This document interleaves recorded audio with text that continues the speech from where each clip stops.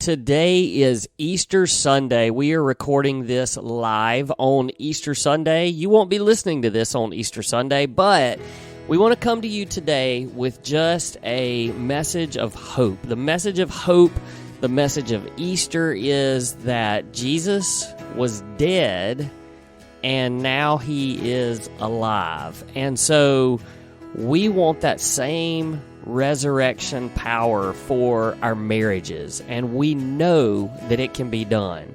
So stay tuned and hear all about resurrecting your marriage. Hey everybody, welcome back to another episode of the Redeemed Marriage Podcast. This is Rusty and Heather Bryant. It's an exciting day for those of us who are believers because today is Easter. It is Easter Sunday when we're recording this. You're obviously not listening to this on Easter Sunday because it won't go live until tomorrow.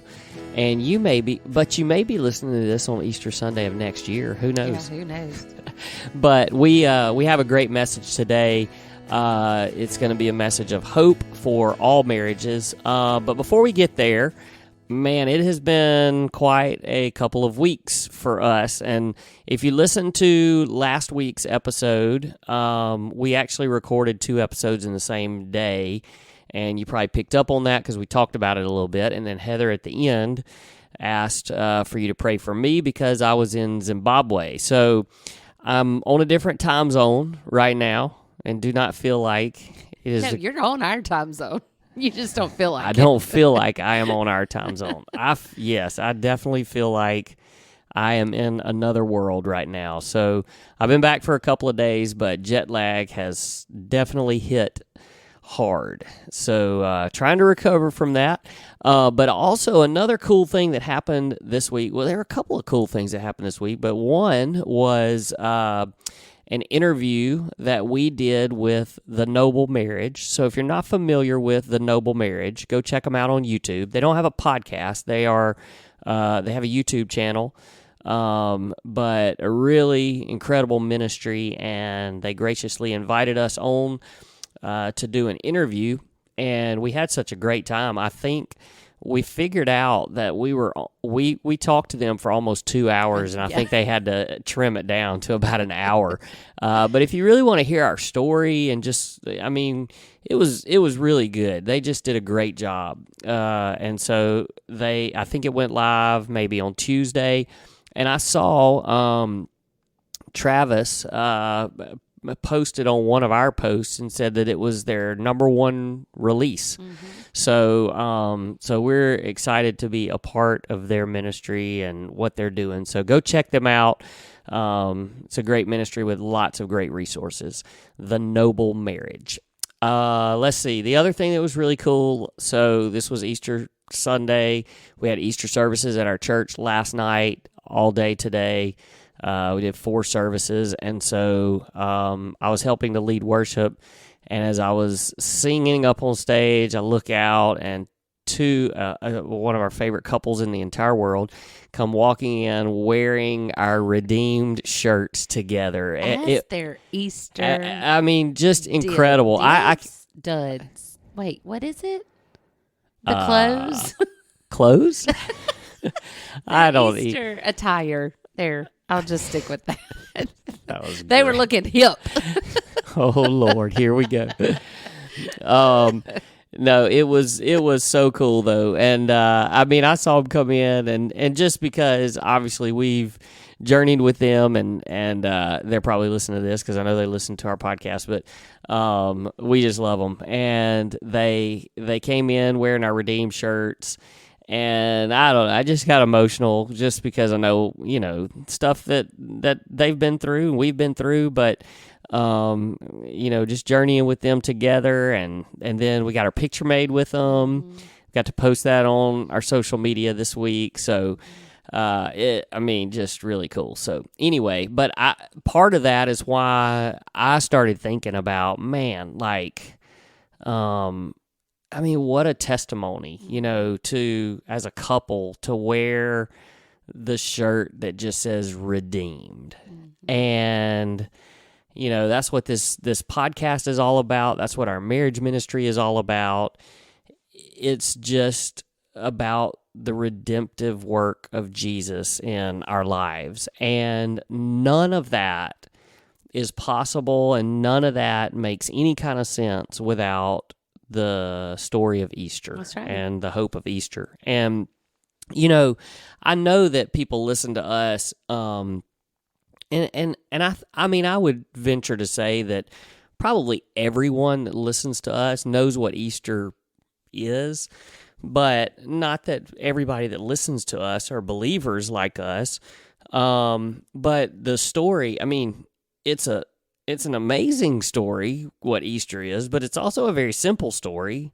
I mean, just tell us the hope of Easter. Yeah. I mean, you know, if you're not a believer, and like what Rusty said, I think you still know the story of Easter is that Jesus died on the cross for our sins. When he was hung up on the cross to die, he took on the weight and the sins of the world, specifically your sin and my sin. I mean, you know, we've heard it said that he would have done that just for one person. So just for you, or just for me, he died on the cross and took our sins with him.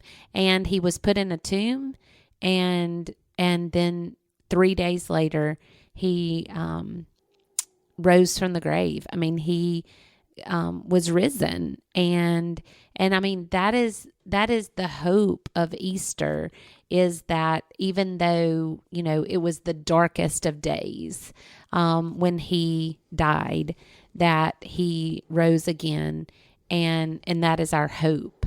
And I love that you're pointing that towards marriages, because that's where ours, I mean, for all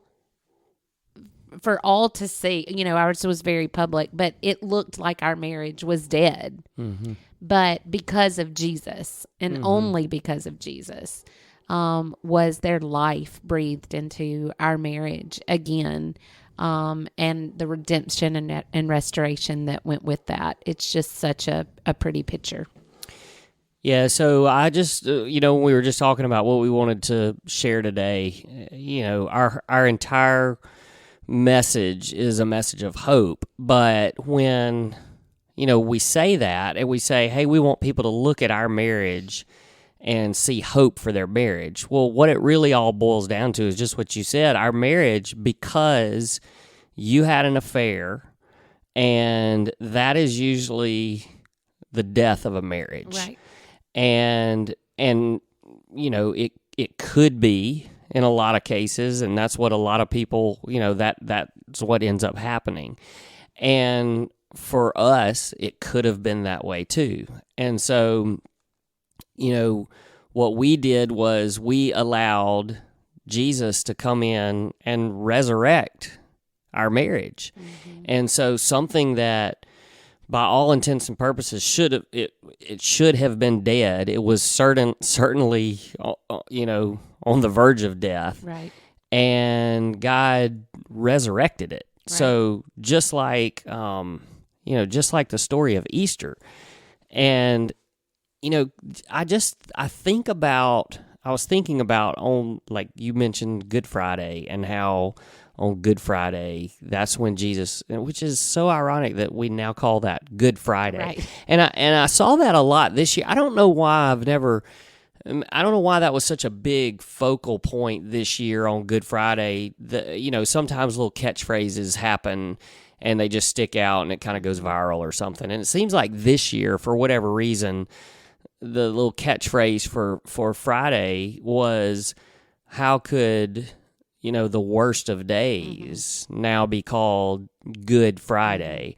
And you know, and I've thought about that even, you know, about our marriage, and how in the world, like it's only because of God. Just like with the death and resurrection of Jesus, the only reason why Good Friday is, you know, the death of Jesus is called Good Friday is because of what happened 3 days later. Mm-hmm. Like if he was still dead, it wouldn't be Good Friday. Right. Right. but it's because he's alive. And so in the same way, I think people sometimes, we kind of say, man, we wouldn't go back and relive what we went through, but we're so thankful for it. Like we can almost see what we went through as good. Right. Because of where we have come. Right. I mean, because where it brought us. Yeah, because if you look at, and I think some people look at that and they go, how can you say, how can you say that? I mean, we even had I saw some comments even on our interview with the Noble Marriage, and somebody even pointed that out and was like, I can't see how you would ever say that was good. Well, in the same way, like, have you watched reenactments and videos of Jesus's death?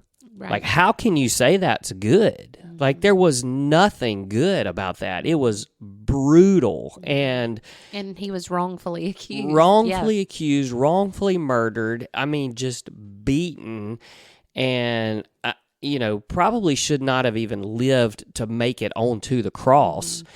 An awful, awful thing. But we celebrate it now and say it's Good Friday. Was Good Friday because he didn't stay dead. 3 days later, he rose from the grave. And so even when you look back at our marriage and people go, how can you say that's good? Well, it's not good because of what happened. It's good because of the resurrection. That's right. It's good because of the resurrection of our marriage.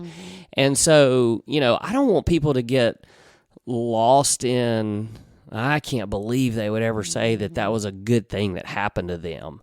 No, just like you wouldn't say that the death of Jesus, that wasn't a good thing, but the resurrection was good. That's right. And is good. And so, sometimes I just think we get stuck, in the details and the story, and we don't move forward 3 days later to the resurrection. Right. And, I think that there's probably a lot of people right now that are listening that are like, I want that for my marriage. Like, I want that to be the end story, but we're stuck in the death. We're stuck in this, really hard place that I don't see life in my marriage, or I don't see hope in my marriage. And, first of all, I want you to hear that you're not alone.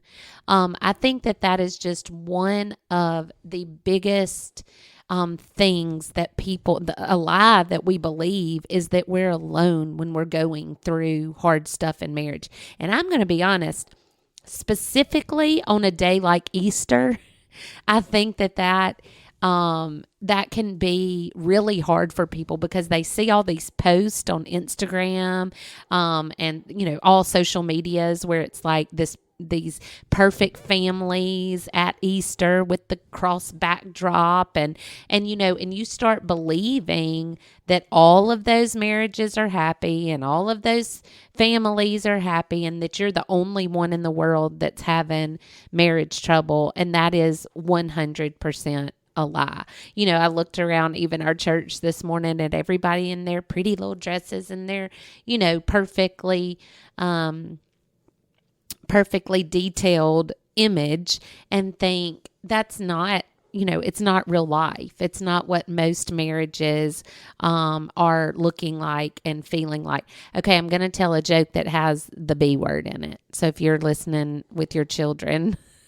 Oh dear, where are we going? Let me tell you. You were just on a roll, just talking about this, and then I'm going to tell a joke. Just hold. Well, it's not a joke. It's a funny story. Sorry. I'm going to tell a funny story that has the B word in it. Okay, so if you're listening with your children, be ready. Okay, so it's Easter Sunday, and this beautiful little girl had on her beautiful little dress and walked down the aisle to accept Jesus on Easter Sunday. And the pastor was talking to her afterwards. It was we don't do it like that at our church, but it's where you walk down and do, accept Jesus as your Savior. And he's announcing it to the church and congratulating her. And he says, and I love your Easter dress. And she says, Thanks so much. But my mom says it was a bitch to iron. And I just love the okay, so everything wasn't perfect.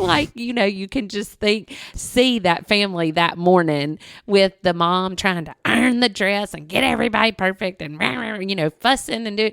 But then you walk into church and everything's perfect.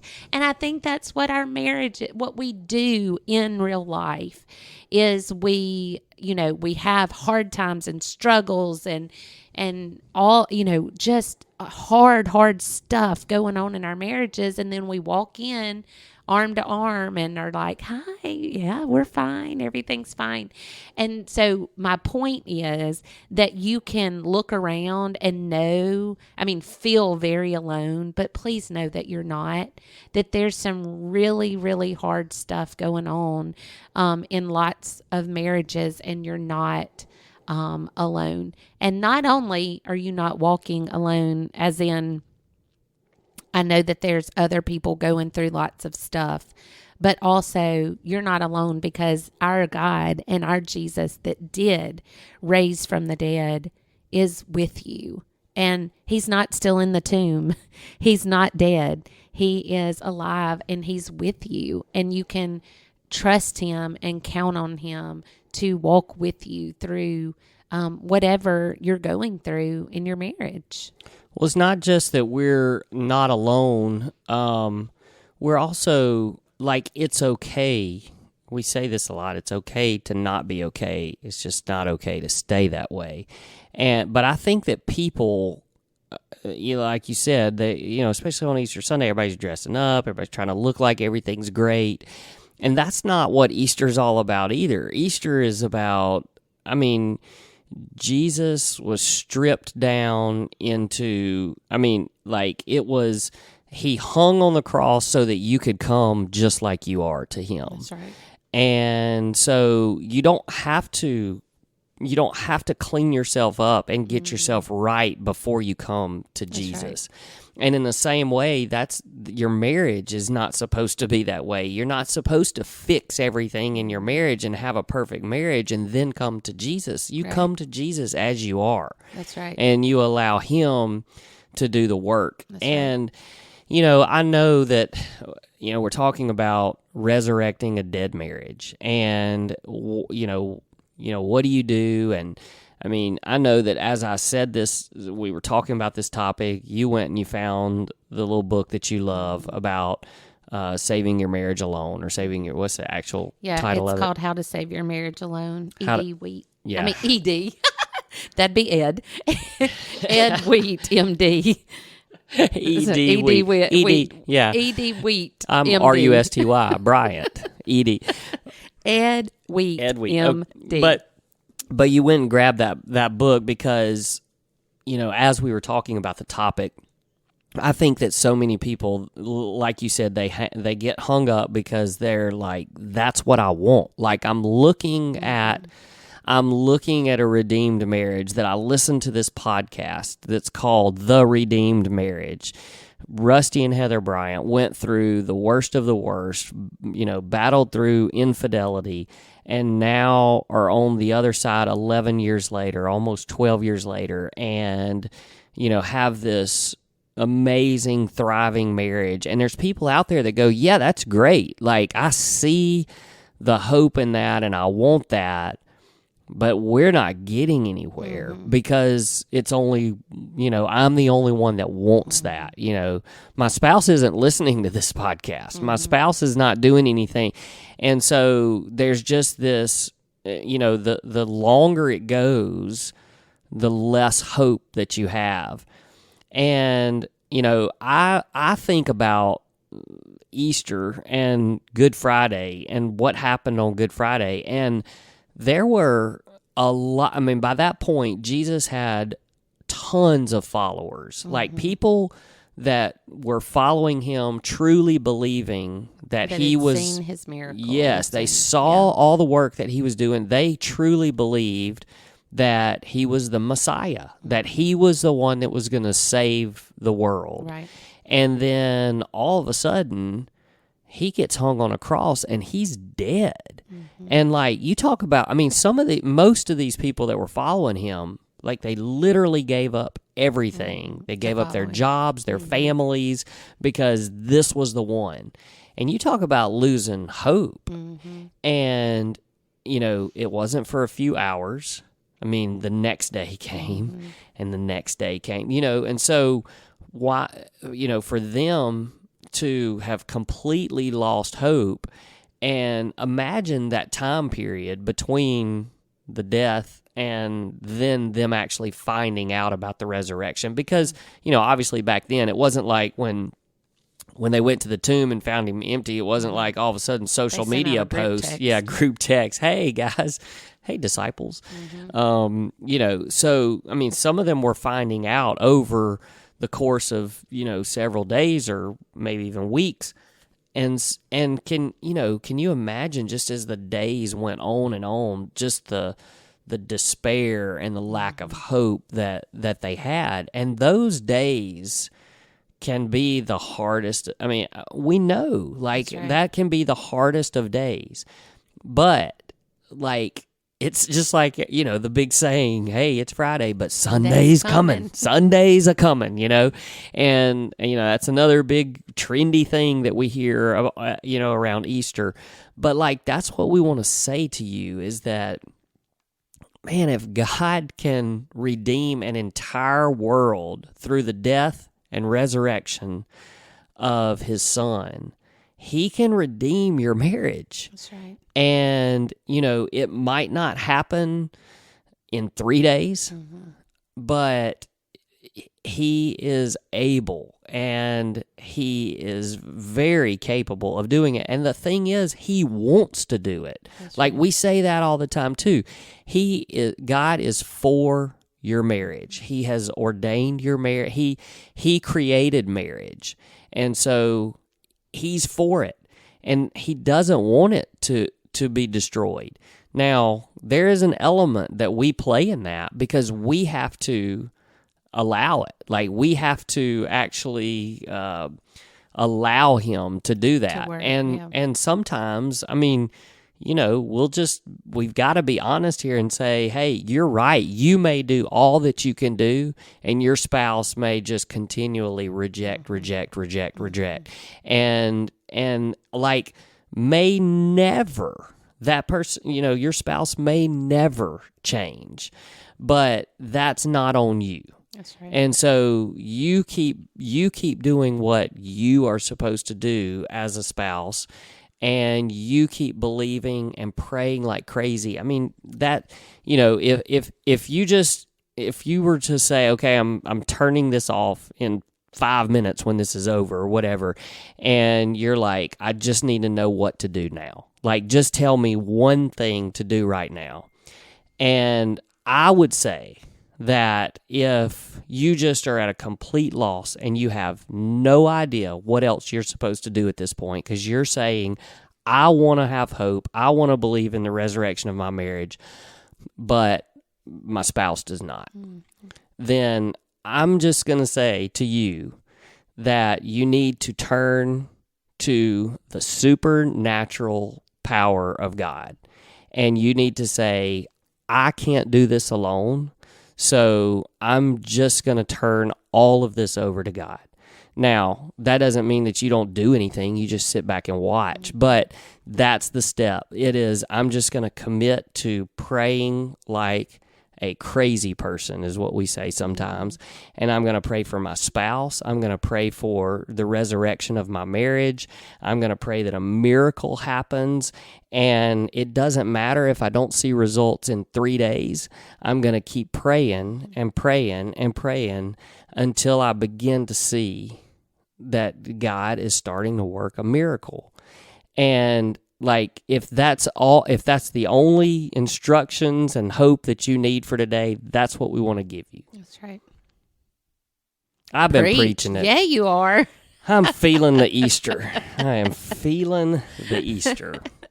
And I need I need Jesus to resurrect my ears because they are still clogged up and I cannot hear a single thing. We hear you, bro. We hear you. Well, I'm glad because I don't really hear myself. Maybe that's why I'm just talking because I can't really hear myself. All right. So what we want to do is to just leave you with real hope. And I know that we have lots and lots of listeners that come on for the first time. They don't really know our story, but we just want you to be able to look at our marriage. And just like you, I mean, I know the Easter story, it's people know it, but there's just this, do you believe it? Like, do you really believe that Jesus died on Friday and rose again on Sunday and he is alive? And if you believe that, then you have to be able to believe that for your marriage too. That's right. And so that's the hope that we want to leave you. It is, your marriage is never too far gone. We've even had people recently that have reached out to us that said, I've been listening to your podcast. I've been divorced. My spouse and I are divorced. But they say, but we still are believing, or I'm still believing. Yeah. And I'm like, yes, you can still believe for that, and, even if there has been a divorce, if you're not remarried, your spouse is not remarried, then yes, you can continue to fight for a marriage like that. And God is in the miracle working business, and he can work a miracle in that too. I've talked way more than you. Go. No, you did amazing. I mean, I told a story with the B word. You just told jokes. You're just the comic relief today. I'm telling the Easter story and you're bopping in doing stand-up comedy. No, you did. You were preaching. I love it. And it's just, and the reason why I can say he's preaching is because we're passionate about it. And we're passionate about it because we've experienced it, we've witnessed it, and we know that God is that big and that powerful. And we want that for other people. Mm-hmm. All right. So last thing, if you are listening to this and you're like, all right, where do I go from here? I told you, pray. The other thing is you're not walking this alone, and you don't have to walk this alone. We love hearing from you, and so you can reach out to us through our website, theredeemedmarriage.com. Also, all of our social media platforms, you can reach out to us there. And if we can give you some other specific encouragement or help, if there's something specific that you're dealing with that we can pray for, we want to help. We want to journey with you. And look, when I saw our friends walk in with their shirts on today, and then, even after we posted something and they shared even on our post. So go check out our Facebook post. And they actually shared on there just about how valuable and important it is to have mentors and people to walk and journey with you. And man, that's so true. And so even if we're miles and miles away from you, thousands of miles away, we've got new listeners in Zimbabwe now because I was in Zimbabwe. But we can still journey with you, and it would be our honor. So if there's a way that we can pray for you and encourage you from wherever you are in the world, we want to offer that to you. So reach out to us. Hey, thanks so much for listening. Happy Easter. Happy Easter. And remember, there is hope, and your dead marriage can be resurrected. So keep hoping and keep believing and pray like a crazy person. We'll see you next week.